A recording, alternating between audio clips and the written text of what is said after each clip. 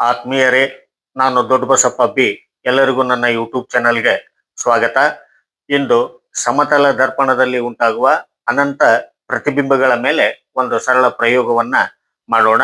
ಈ ಪ್ರಯೋಗಕ್ಕಾಗಿ ನಾನಿಲ್ಲಿ 2 ಸಮತಲ ದರ್ಪಣಗಳನ್ನ ಅಂದರೆ ಕನ್ನಡಿಗಳನ್ನ ತೆಗೆದುಕೊಂಡಿದ್ದೇನೆ.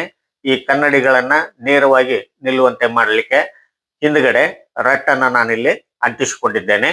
ಹಾಗೂ ಒಂದು ಮೇಣದ ಬತ್ತಿಯನ್ನ ನಾನಿಲ್ಲಿ ತೆಗೆದುಕೊಂಡಿದ್ದೇನೆ.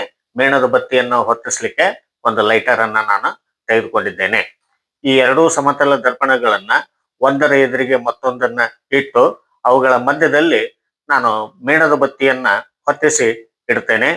ಅಲ್ಲಿ ಉಂಟಾಗುವ ಅನಂತ ಪ್ರತಿಬಿಂಬಗಳನ್ನ ತಾವು ಗಮನಿಸಿ ಸ್ನೇಹಿತರೆ. ನೋಡಿ, ಸಮಾನಾಂತರದಲ್ಲಿರುವ 2 ಕನ್ನಡಿಗಳಿಂದ ಅನೇಕ ಸಲ ಪ್ರತಿಫಲನ ಉಂಟಾಗುವುದರ ಪರಿಣಾಮದಿಂದ ಮೇಣದ ಬತ್ತಿಯ ಅಸಂಖ್ಯಾತ ಪ್ರತಿಬಿಂಬಗಳು ನಮಗೆ ಗೋಚರವಾಗುತ್ತಿವೆ.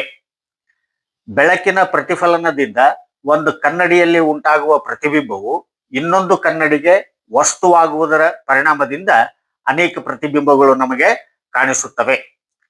ಇಂತಹದೇ ವ್ಯವಸ್ಥೆಯನ್ನ ಆಭರಣಗಳ ಅಂಗಡಿಯಲ್ಲಿಯೂ ಕಾಣಬಹುದು.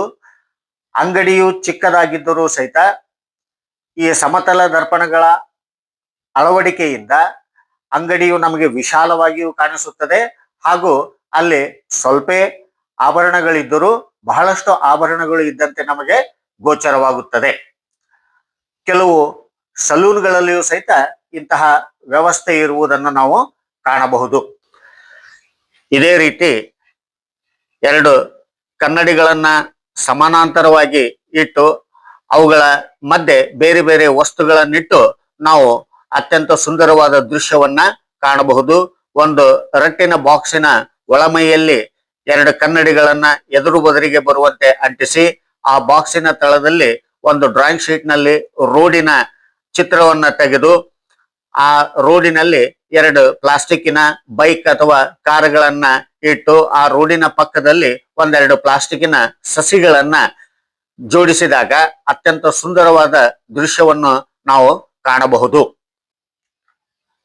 ನೋಡಿದ್ರಲ್ಲ ಸ್ನೇಹಿತರೆ, ಎಲ್ಲರಿಗೂ ಧನ್ಯವಾದಗಳು.